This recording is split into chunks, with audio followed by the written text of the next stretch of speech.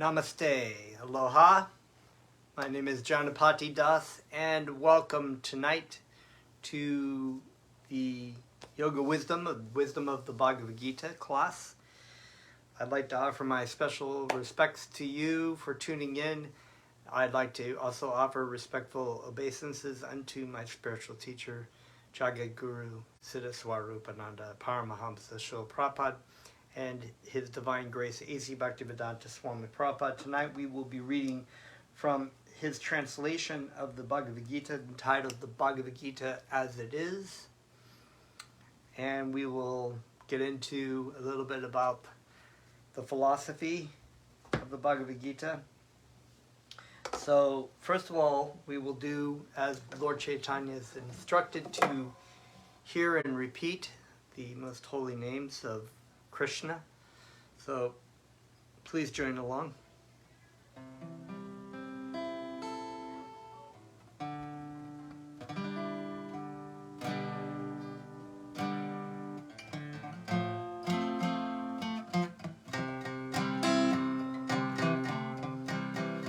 Namo Vishnu Padaya Krishna Pastaya Srimate Siddha Swarupananda Hamam Sayitinamine Namo Vishnu Padaya Krishna Pastaya Srimate Siddha Swarupananda Hamam Sayitinamine Shri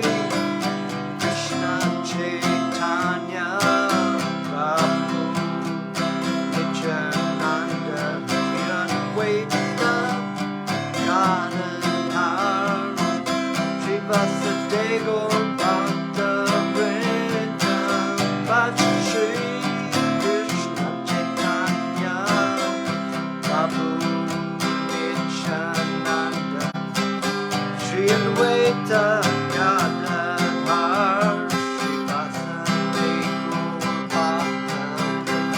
Haribol, Itai Gaur, Haribol, Haribol,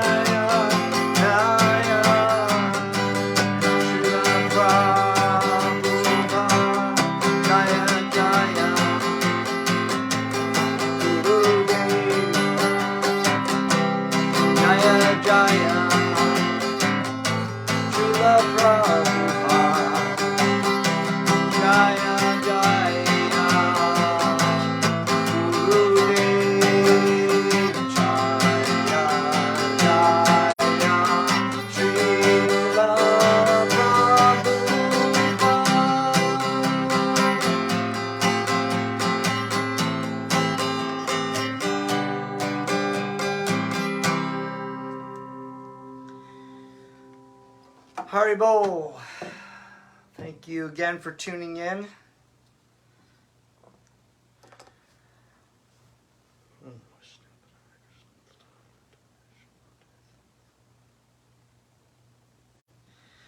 So,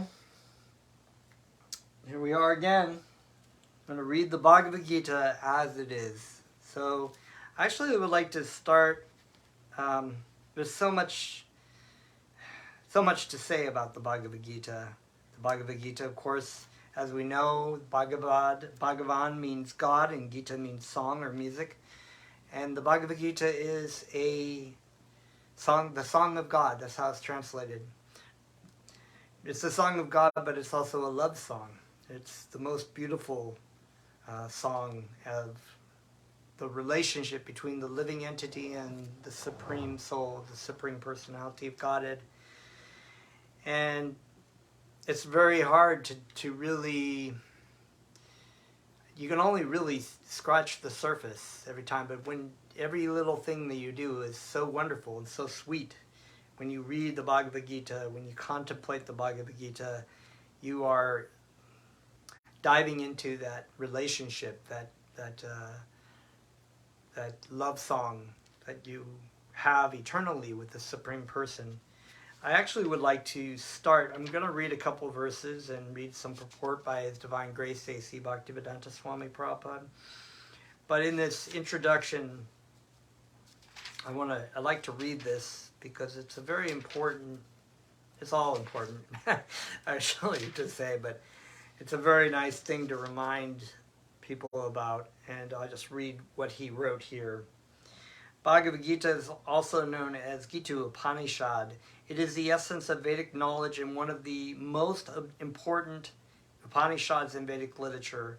Of course, there are many commentaries in English on the Bhagavad Gita, and one may question the necessity for another one. This present edition can be explained in the following way. Recently, an American lady asked me to recommend an English translation of Bhagavad Gita. Of course, in America, there are so many editions of Bhagavad Gita available in English, but as far as I have seen, not only in America, but also in India, none of them can be strictly said to be authoritative, because in almost every one of them, the commentator has expressed his own opinions without touching the spirit of Bhagavad Gita as it is. And the title of this translation, it is the translation of the Bhagavad Gita, but he entitles it Bhagavad Gita as it is, because the Bhagavad Gita, there's really only one meaning to the Bhagavad Gita, but yet so many people have tried to translate it with their own motives or their own desires or their own speculations or interpretations of what they think the translation. What Bhaktivedanta Swami Prabhupada has so wonderfully done is handed down the knowledge of the Bhagavad Gita as it was spoken by Krishna to Arjuna through disciplic lineage of teachers to students, perfect realized teachers and perfect students who accepted the Bhagavad Gita and the message of the Bhagavad Gita and applied it in their life and were able to hand it down. The spirit of Bhagavad Gita is mentioned in Bhagavad Gita itself. It is just like this. If you want to take a particular medicine, then we have to follow the directions written on the label. We cannot take the medicine according to our own whim or the direction of a friend. It must be taken to the directions on the label or the directions given by a physician. Similarly, Bhagavad Gita should be taken and accepted as it is directed by the speaker himself. The speaker of Bhagavad Gita is Lord Sri Krishna. And so there's more into this, but we're going to go into a later verse with this same idea of understanding Bhagavad Gita as it is. The meaning of Bhagavad Gita, the meaning of this philosophy, and how really so many people have missed the mark on this. So I'm going to jump to chapter 11 and read a couple verses, and we'll read the purport and we'll talk about that. So this is chapter 11. My dear Arjuna, this is text 54. My dear Arjuna, only by undivided devotional service can I be understood as I am, standing before you, and can thus be seen directly. Only in this way can you enter into the mysteries of my understanding. This is Krishna speaking to Arjuna, of course. Text 55, chapter 11. My dear Arjuna, one who is engaged in my pure devotional service, free from the contaminations of previous activities and from mental speculation, who is friendly to every living entity, certainly comes to me. And it's very nice, this Bhagavad Gita as it is, I highly recommend it, the 1972 version, or the 1972 edition. I believe that's the year. It's wonderful. It has the Sanskrit and has Roman transliteration and word by word translation into English. And so you can contemplate these different words, and it's very nice to actually sometimes look at some of these words. I'm just going to read through a little of the Sanskrit here from text 54, Bhaktya tu anyaya. I'm not a Sanskrit scholar, so I apologize if I slaughter it, but the meaning is still there. Bhaktya tavad anyaya shakya. Aham evam vijorjuna. Ganatum drastum cha tatvena. Praveshtum cha parantapam. And so there is a word in that Bhaktivedanta has translated in this particular verse, anyaya, and it has the idea in both these two verses, but he translated it here as without being mixed with furtive activities or speculative knowledge. So in the beginning of this verse, he says, my dear Arjuna, only by undivided devotional service. Undivided devotional service. So the devotion to Sri Krishna, Krishna consciousness, unalloyed, undivided. And what does that mean? When you divide something, oftentimes you have your attention over here, and you have attention over here. Maybe you're doing a little bit here in service to Krishna, and you're doing a whole bunch of other stuff. And I was reflecting on this a lot of times, and this is also, unfortunately, not just most people in this material world, their attention is all over the place, maybe fully engaged in material engagement. But even like sometimes so-called religious people, they may be pious and sacrificing, certain pleasures in this world, but with the intention to get the prize after death. They go to, we're gonna. So it's not even really salvationism. It's more like elevationism. They want to go. They want God's kingdom. They want to enjoy it with their family. They have these all kinds of ideas like, oh, I'm going to go to heaven, and I'm going to go there. My dog's going to be there. My house is going to be there. All these things, I can just continue to enjoy after I leave this body. But undivided devotional service means that we don't. The pure devotee of Krishna, the dear devotee of Krishna, as Arjuna is in the end of this Bhagavad Gita, fully focused, one-pointed, focused on fighting for Krishna. As Krishna said, just fight for me and don't be attached to the results, because this is your nature. You can do this kind of work because you're a warrior. You can utilize this kind of service in my service. this kind of work or this kind of abilities that you have in my service. So he's saying to Krishna, to Arjuna, that this practice, this act of devotional service, of giving your life, giving everything that you have, all of your time, your energy in the service of God, is a practice for most of us in this world. We are practicing Him because we have our attention on all kinds of prizes that we want to try to enjoy in this material world. But here he's saying that the person who is actually fully engaged without the mix, when you mix stuff. And what do they mix? They mix fruitive activities and speculative knowledge. And so This is one of the points that Bhaktivedanta was making in the beginning of the Bhagavad Gita about understanding your relationship with Krishna, the living entity, the spirit soul relationship with God, with the Supreme Personality of Godhead. That most people who tried to translate the Bhagavad Gita, and many people in this world, have this idea of speculative knowledge of like, well, God might be this, God might be that. You know, if I'm translating the Bhagavad Gita, well, I think it means this, and I think it means that, and it might be this, and it could be that, and this is what our Krishna stands for, and this is what Arjuna stands for. And just from trying to utilize with the power of, so-called power of your mind, which is not very, very powerful after all. So, and this is actually what passes for knowledge in the material world, right? Is that, or scientific knowledge, is very heavily based on speculation. And even the universe alone, people or scientists, people can't even really figure out what's going on. They start to study things with telescopes and microscopes, and they look at it, and they start to gather data, and they start to, oh yeah, well, we think it's probably this and it's that because we've done these tests and we see these kind of things going on. But what do? They make a more powerful telescope and microscope, just as like what they recently did. I think the telescope's called the Webb telescope.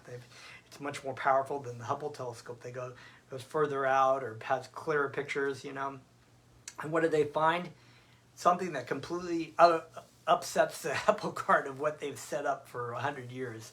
And this is what goes for speculative knowledge. They can barely even understand the nature of this material universe.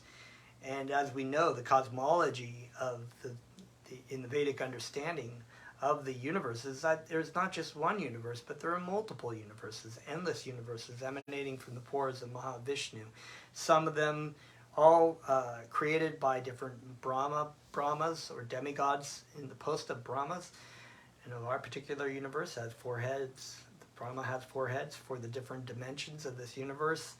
15 or 13 dimensions, 4 heads, 12 dimensions or something like that. Now even science is kind of basing on that. But we also understand that there are Lord Brahmas are creators with not only 4 heads, but 10 heads or 100 heads or millions of heads, all representing multiple dimensions. So the idea that science is just sort of scratching the surface of speculation that there might be multiple universes, but we don't really know much about it. It was already known. It's already understood. And that's just the material universe. So what to be said also, of course, of the spiritual world, our relationship with Krishna. So what Bhaktivedanta here says in his purport, I'm just going to read that. Krishna can be understood only by the process of undivided devotional service. He explains this in this verse so unauthorized commentators who try to understand Bhagavad Gita by the speculative process will know that they are simply wasting their time. Right? Because Bhagavad Gita is a treatise spoken from Krishna to his devotees. Not just on the battlefield of Kurukshetra as in the story, but for time immemorial. He also cites in chapter 4 how he was millions of years before, when Arjuna was present in another form, another body, that he was speaking the same philosophy to the sun god. If you look at the Vedic scriptures, the Bhagavad Gita, the message of the Bhagavad Gita, the philosophy, devotional service, is spoken by spiritual teachers to students all over the universe. And all over the scriptures, and all the Srimad Bhagavatams is also just chock full of this kind of information. So to speculate about something, about what the Bhagavad Gita is not in the sense of the Bhagavad Gita as it is, right? Bhagavad Gita as it is an eternal treatise spoken by God to his devotees, handed down by spiritual teacher. So who is the greatest authority of knowledge but God himself? And this is handed down. You can see this is from teacher to student. The books have been written. If you look at something from 500 years ago or 1,000 years ago or 5,000 years ago, as spoken from the Bhagavad Gita, you will see something that is the same, exactly the same information. Nothing changed, nothing altered. So he's saying no one can understand Krishna or how he came from parents in a four-handed form or once changed himself into a two-handed form. So he's saying that it's very difficult, if not impossible, to try to understand Krishna by speculative knowledge and by fruit of activities. Fruit of activities, now what does that mean? Fruit of activities is, if we think about fruit, right, you grow a tree, it produces fruit. In the world, karma means action. Karma means the things that you do in this material world and who you do them for. So most people in this world are engaging in activities for their own pleasure. So they can grow the fruit and they can harvest the fruit and they can enjoy the fruit. And they're trying to enjoy the fruit and eat it. But here Krishna is making very clear that this kind of fruit of activity will not help you understand the true meaning of reality, of your nature as yourself, as a spirit soul, and your relationship to Krishna and what the material world is all about. But actually engaging in the service of Krishna, and you can do that as Krishna was stating in the beginning to Arjuna, that you can do this activity in my service. Krishna also says, just offer me a fruit, a flower, a leaf with love and devotion, and I will accept it. Krishna accepts the activities that are engaged in his service. So that's pretty much what this is saying. I'm going to read on to the next verse, which we read, which was, my dear Arjuna, one who is engaged in my pure devotional service. And we say pure, right? Undivided. It's not divided. We don't have our attention divided. Everything that a pure devotee of Krishna will engage in, everything in his life, even his own body, his own time, his money, his activities, his focus is always on Krishna, not on how we can serve Krishna. Now, what does that mean? Does that mean that he's sitting around always thinking about Krishna, and having pictures of Krishna? Sometimes you have to do things like work, and Arjuna had to go out into a battlefield. He wasn't sitting around turning around to Krishna going, offering him a flower, right? He was doing the same activity as if offering a flower by picking up his bow and arrows and shooting the weapons, because that was his service. So sometimes in this life, even though we're not warriors, great warriors like Arjuna, we have our own activities and own tendencies and types of work that we do. I mean, work is the things that the capabilities that we have, right? So there are things like, for my situation, I'm a teacher. I'm also a parent. I have certain kinds of propensities. I can write and well, and I can do teaching, and I can play music, and so those kind of things. Instead of being like, okay, I'm going to go work and I'm just going to buy food and offer it, not even offer it to Krishna, not offer my activities to Krishna. That is a fruit of activity. So that therefore I have to receive the karmic reaction of those activities, good or bad. Maybe it might be a pious kind of activity. I might be helping people, but I'm not really doing it in the service to Krishna. I'm doing it in the service to maybe help someone, which is a good thing. So I will benefit materially in a future life. But one who's engaged in pure devotional service, without the fruit of activity, without the mental speculations, free from the contamination of previous activities. Those are the karmic reactions, the things that we've done in the service of ourselves, and from mental speculation. So let me read that all the way through. My dear Arjuna, one who is engaged in my pure devotional service, free from the contaminations of previous activities and from mental speculation, who is friendly to every living entity, certainly comes to me. And so thus is the wrap-up, basically, the purpose of our life in this material world. We are in this material world because we wanted to play God. And how long we've been here, it's hard to say, really, but probably millions and millions of lifetimes in different kinds of forms and species, trying to engage in our own fruitive activities to try to bring our own pleasure to ourselves, which is futile. Futile, because if we even get a little bit of some happiness or some kind of enjoyment, how long does that last for, really? I mean, how long are we actually in a body in this life? Maybe 80 years, maybe, but that's no guarantee. We don't have a contract, we don't have an agreement that says we're going to live for so long. And even when we do get those things, then we gather them, and then we can see the decline of the body and the mind as the time goes on, and everything that we enjoyed when we were younger starts to fall apart. And then even the things that we're still attached to all the way to at the end of our life, our family members, our friends, maybe memories of what we've achieved in this life, just comes to an end. So without this kind of understanding, without the knowledge that Krishna is presenting to Arjuna of the Bhagavad Gita, knowledge in this material world is pretty useless. It's my spiritual teacher would always say, you know, the things that you have, the capabilities, the talents, the you know, whatever you have in this world that you're utilizing for yourself are really just zeros. They're all zeros. You could have a whole million zeros. It's still worth nothing. But if you have Krishna, if you have this understanding of the Bhagavad Gita, if you put the one in front of the zero, you can utilize all those zeros in the service of Krishna, and what great value you have. So the point of the Bhagavad Gita is to understand who are we. That's the very basic thing. Who are we? We are not our body. We are not our mind.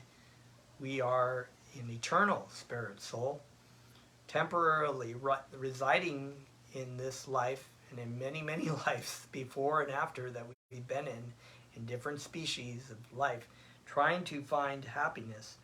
But actually our real service is to Krishna. That is an eternal relationship. That is this Bhagavad Gita. That is this love song that we have. But we have made the decision to turn our back on Krishna. When we finally come to the point of understanding, what am I doing? Why am I doing? And you know, crying out to Krishna in our despair, please save me, please help me. Krishna provides the ability for us to understand, because Krishna states also that from Krishna comes all remembrance and all forgetfulness. So if we want to remember Krishna, we will remember Krishna. If we want to remember our relationship, we will be given the facility to remember that. If we don't want to remember it, which is what most people in the world are doing, then Krishna provides that. So therefore, that's why nobody so-called sees God. They're like, I don't see God. No, you don't want to see God. That's really what the situation is.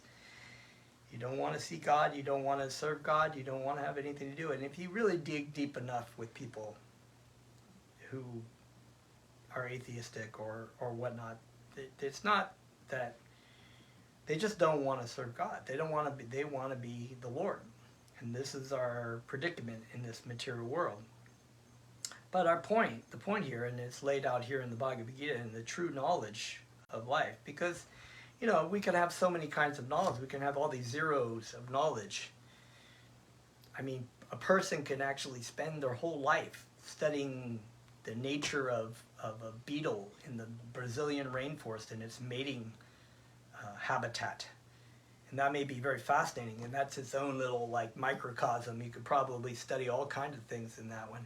But what does that really do for anything other than to know about beetles in Brazil? It doesn't really, this is not like the same kind of knowledge as being taught here in the Bhagavad Gita as our true nature of what our purpose is in our life and what we should be doing in our life. Because to know about beetles, all we know about is by the time we come to die is this thing about beetles, and when we die, we leave that behind. We don't leave behind our relationship with Krishna. If we make an effort to understand Krishna, to come closer to Krishna, to chant his names, then that information is retained, it's remembered. So I'm going to read some of this purport because it's just amazing. The Bhaktivedanta. Anyone who wants to approach the supreme of all personalities of Godhead on the Krishna Loka planet in the spiritual sky and be intimately connected with the Supreme Personality Krishna must take this formula. So we have this word, the formula. In the back, the word before, we also have a terminology that has to do with process. Krishna can be understood only by the process of undivided devotional service. So it's a formula, these terminologies, formula, process. So it's not just some kind of willy-nilly thing. It's something that's been handed down from Krishna straight, the means and the ways to come back to Krishna. The means and the ways are also the goal, and that is devotional service to Krishna. So in our practice, because we are much more interested in speculative knowledge and fruitive activity, we're much more interested in these kind of things. For so many lifetimes trying to do that, we're used to it. The process and the practice of devotional service, which is known as sadhana bhakti. Bhakti, of course, is devotion and devotion to Krishna. And sadhana means practice. We have to practice it because we don't really want to do it. Our minds are completely conditioned to want to enjoy. But when we come into the process of chanting, or eating prasadam, or hearing about the Bhagavad Gita, depends on where we are. We may be more attracted to one thing or another. We might be attracted to all those things. Sometimes you come into a chant and you're just like, oh my gosh, this is the most amazing thing. And you don't, like for me, when the first time I heard the hearing and repeating of Krishna's names in kirtan, I was a musician, so I was trying to figure it out and sitting there going, what are they doing that's so amazing? It's such an amazing music, but it wasn't really anything technically amazing. It was just the names of Krishna sung with love and devotion. And that's what, attracted me to my heart, in my heart. That's what really grabbed me. It wasn't anything really to do with the music. The music was sort of the outer garments, but Krishna's name was the essence. And so this process, this practice, and Bhaktivedanta refers to it as like a physician says, if you are sick, which is what a really good analogy of this material world is. Everybody in an insane asylum, right? Everybody in a sick ward, going, oh yeah, I'm not sick, I'm not sick, I'm fine. So everybody's sick. And the doctor comes to you and says, you know what, you're sick. And so in order to not become sick, you need to take this medicine. Most cases, when your doctor tells you, take this medicine, you're not going to be like, well, I don't know. Maybe more of this day, but it's maybe not a perfect analogy. But generally speaking, you don't tell your doctor, how long have you been a doctor? Where did you go to school? Are you sure? No, you trust the doctor. The doctor says you have cancer. This is what we have to do. Or you have this disease. This is what you have to do. You're going to follow the doctor's advice. Similarly, much better, much more complete. The spiritual master, the pure devotee of Krishna, and the lineage of teachers to student back to Krishna, the pure devotee can see, he can give you the torchlight of knowledge because he's been given the torchlight of knowledge himself. If you're in a cave, like in the darkness of ignorance, and the person comes to you with a lamp, you take it, and you can conceive things for what they really are. They give you the holy name. They give you the process, the practice, the japa yoga. And in this kirtan Hawai'i, we have classes in meditation. So if you're interested in learning about the meditation practices that you can apply in your life and see real results in understanding and happiness and peace and clarity of thought, then you can go into the library here at Yoga Kirtan Hawai'i and go to those classes. I teach some of them, so you can look in the library.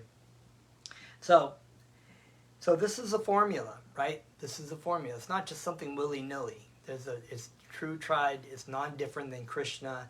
The practice is the names of Krishna are Krishna. So therefore, they are the most efficient medicine for coming to understand who you are, what the purpose of your life is, and what is your relationship. What is this Bhagavad Gita? What is this Song of God?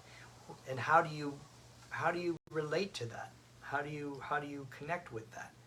We all connect with it. We're all children of God, but most of us have forgotten, and most of us are not really interested in being the servant of Krishna, which is why we're here in this wonderful, exciting world where so many terrible things happen.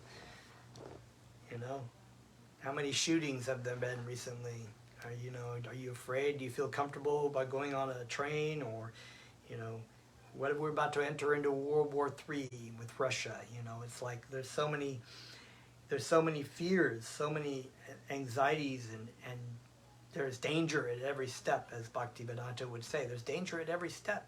You should be aware that there's danger at every step and always take shelter of Krishna. But Krishna is the true shelter.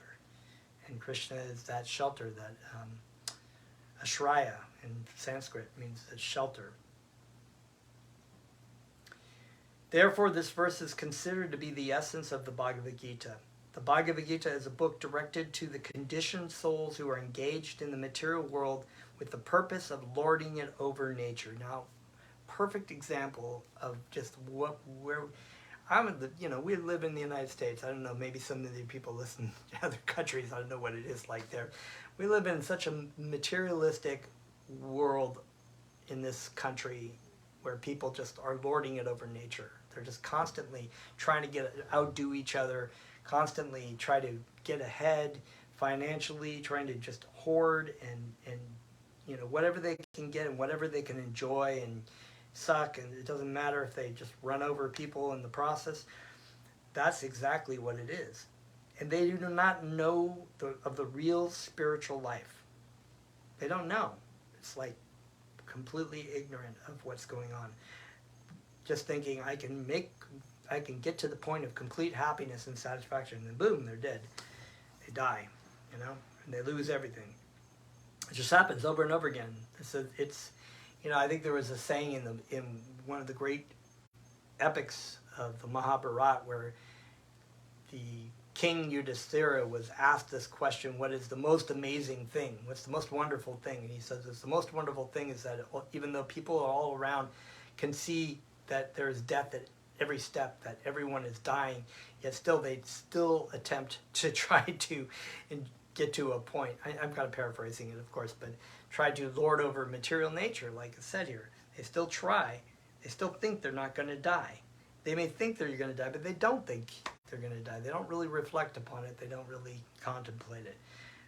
They are completely an illusion. We are completely an illusion. So therefore, we need the process of a good, physician, a spiritual teacher who can give us the information of the Bhagavad Gita, the process of kirtan or japa that we can practice to help understand our true nature and come to a point of redovetaling.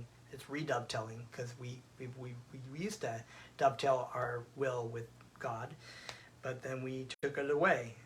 So it's redovetailing our will to the Supreme Lord.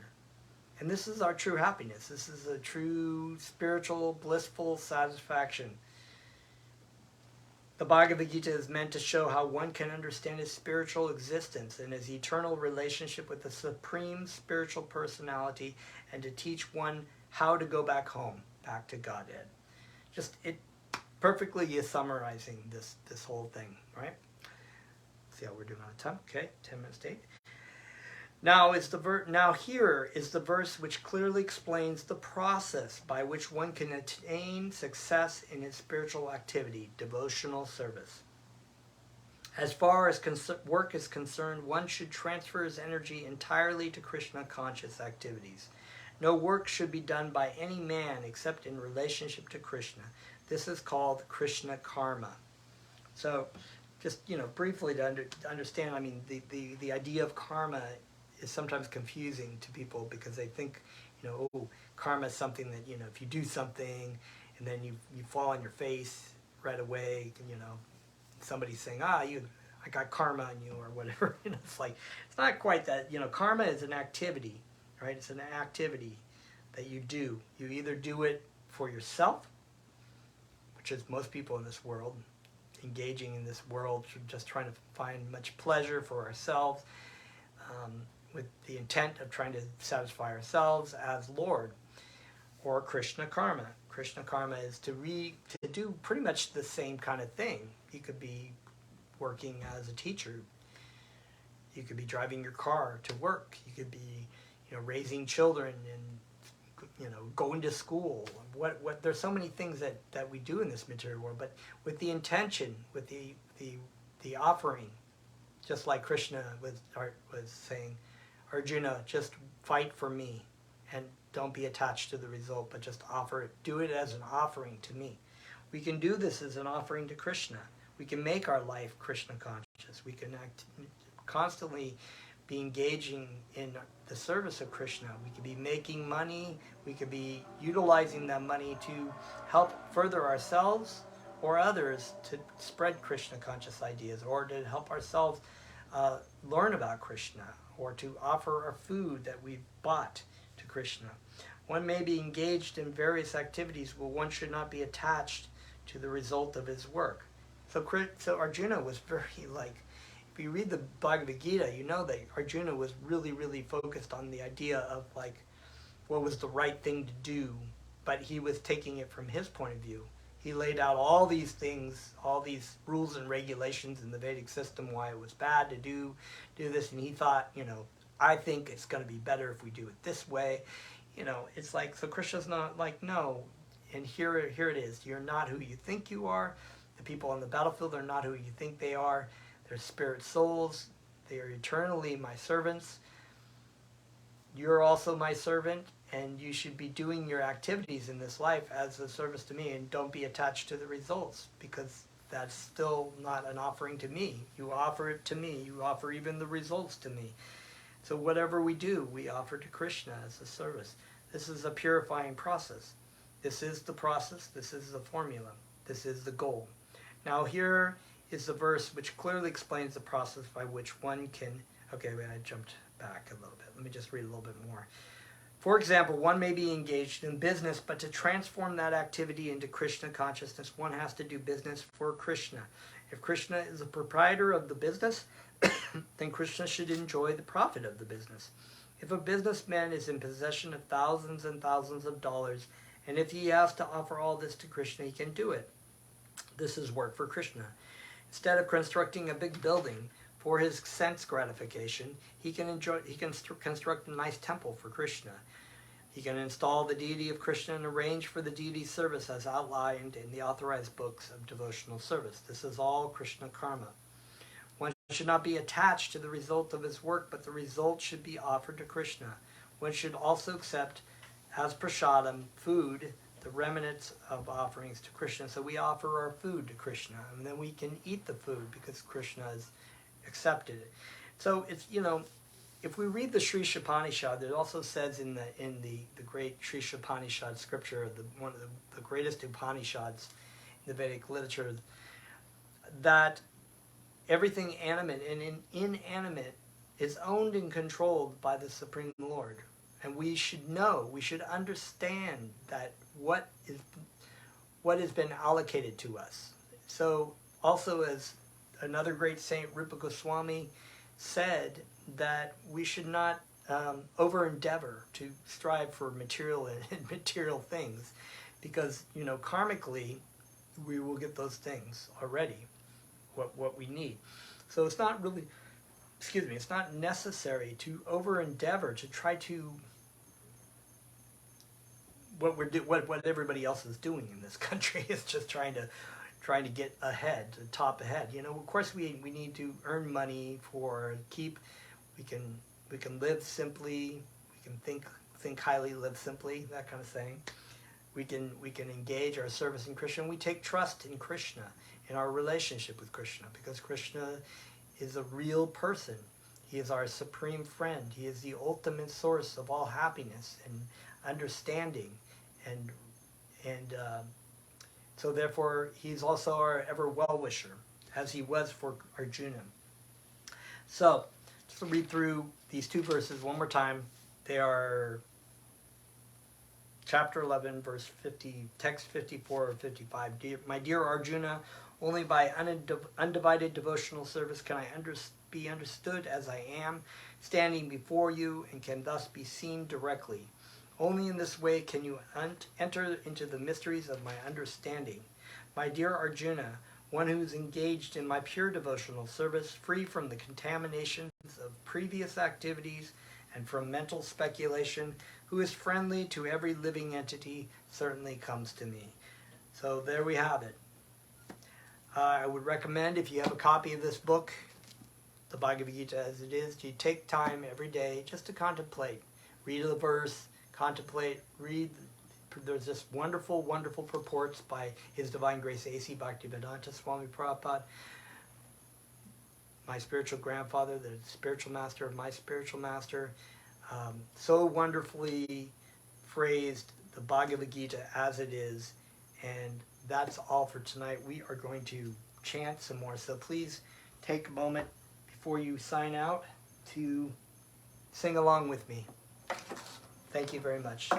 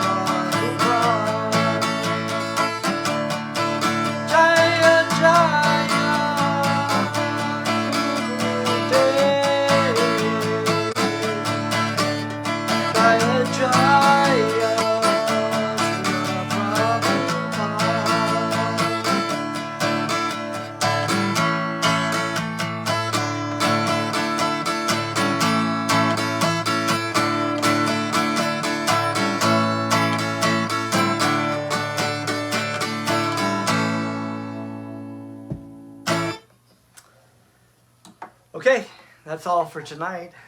My name is Janapati Das, and thank you for tuning in to another wonderful night of reading the Bhagavad Gita. Thank you so much for allowing me to spend time with you and to share this wonderful, wonderful Bhagavad Gita as it is. Have a wonderful evening. Namaste.